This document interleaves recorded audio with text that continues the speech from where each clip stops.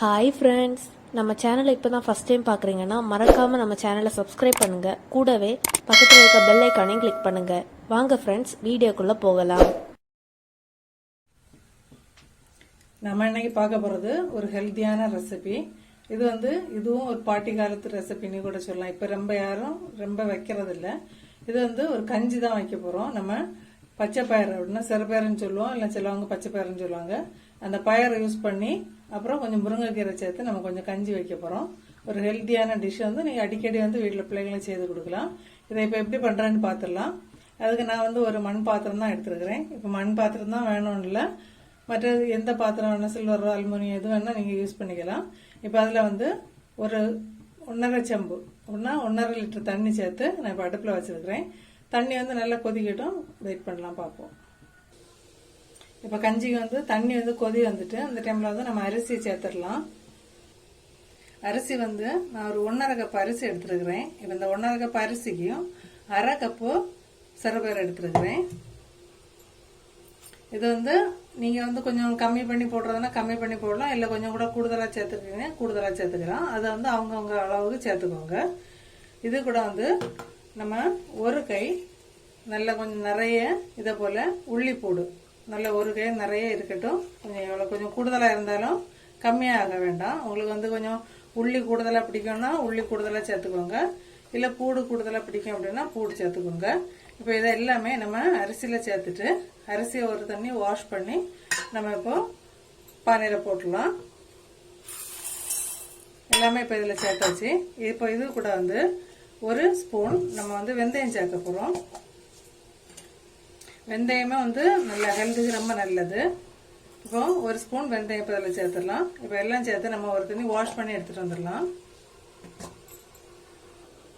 நம்ம இப்போ அரிசி, உள்ளி, பயறு எல்லாம் சேர்த்து ஒரு தண்ணி வாஷ் பண்ணி எடுத்துகிட்டு வந்தாச்சு. இப்போ அதை நம்ம அடுப்பில் சேர்த்துடலாம்.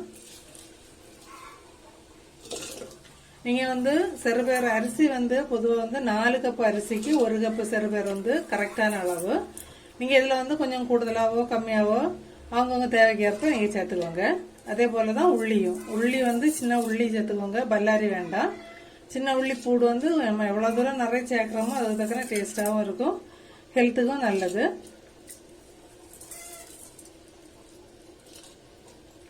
இப்போ நம்ம அரிசியை அதில் சேர்த்தாச்சு. இப்போ இது கூட ஒரு ஸ்பூன் ஜீரகம் சேர்த்துக்கலாம். ஜீரகமும் இந்த சூட்டுக்கும் ரொம்ப நல்லது, உடம்புக்குமே ரொம்ப நல்லது. இப்போ அதனால் ஒரு ஸ்பூன் ஜீரகம் அதில் சேர்த்துடலாம்.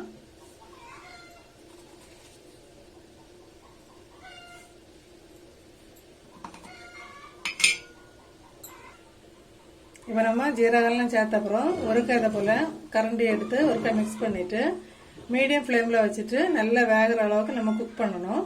இப்போ இதை நல்லா கொதி வேக ஆரம்பிக்கிட்டு நம்ம அதுக்கப்புறம் தான் கீரை சேர்க்க போகிறோம். இப்போ கொஞ்சம் வெயிட் பண்ணலாம். கஞ்சி நல்லா கொதிச்சு ஒரு கால்வாசி நல்லா வெந்துட்டு நம்ம இந்த டைமில் முருங்கைக்கீரை இப்போ இதில் சேர்த்துடலாம். முருங்கைக்கீரை இதை போல் நல்லா க்ளீன் பண்ணி எடுத்துக்கோங்க. இப்போ நம்ம இதை அதில் சேர்த்துடலாம்.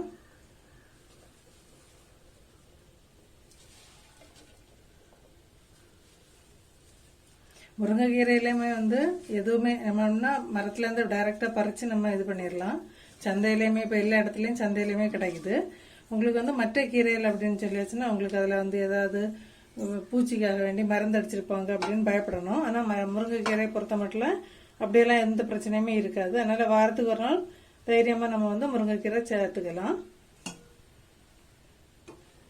இப்போ எல்லாம் சேர்த்து மிக்ஸ் பண்ணி கொடுத்துட்டு அது நல்லா வேகிறது வரைக்கும் வெயிட் பண்ணலாம்.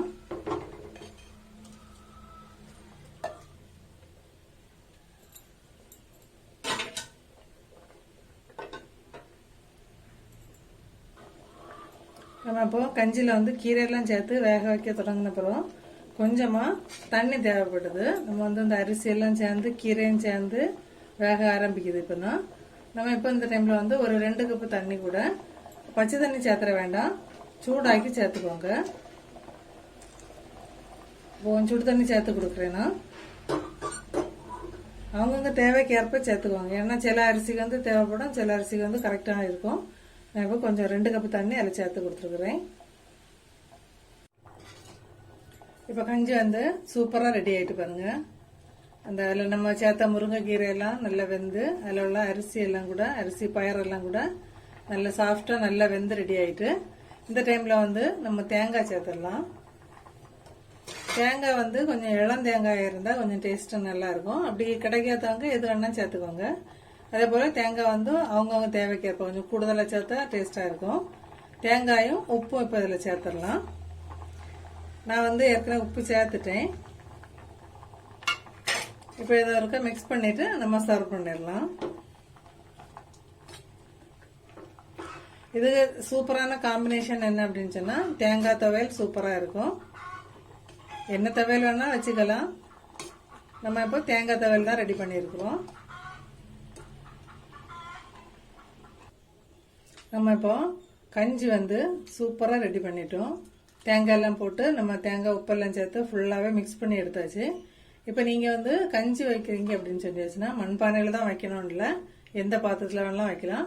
குக்கரில் கூட சேர்த்து நீங்கள் வேக வைக்கலாம். இப்போ அவங்கவுங்க அரிசிக்கு ஏற்றாப்புல மேக்ஸிமம் எல்லாம் அந்த கீரையெல்லாம் சேர்த்து நம்ம வைக்கிறோம் அப்படின்னு சொன்னால் ஒரு 6லேருந்து 7 விசில் வச்சு எடுத்தீங்கன்னா கரெக்டாக இருக்கும்.